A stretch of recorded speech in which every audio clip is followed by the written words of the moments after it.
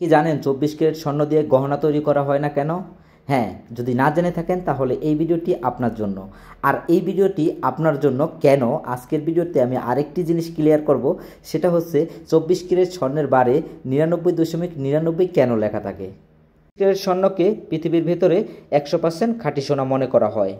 কিন্তু পৃথিবীতে কোনো জিনিসই 100% খাঁটি না, সেজন্যই স্বর্ণের ভেতরে 99.99 লেখা থাকে, কারণ এটাও 100% খাঁটি না।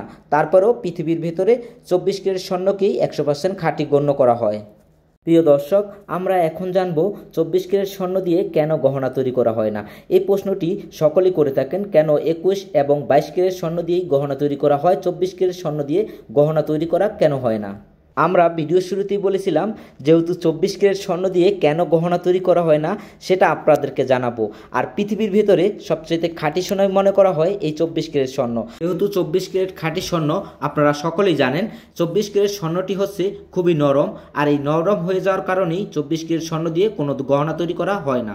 আর 22 ক্যারেট স্বর্ণটি হচ্ছে বড়িপতি দেড়ানা খাট থাকে, এই স্বর্ণগুলো হচ্ছে একটু হার্ড থাকে, এগুলোই গহনার কাজে ব্যবহৃত হয়। আসলে বন্ধুরা, 24 ক্যারেটের উপরে আর কোনো সোনা হয় না।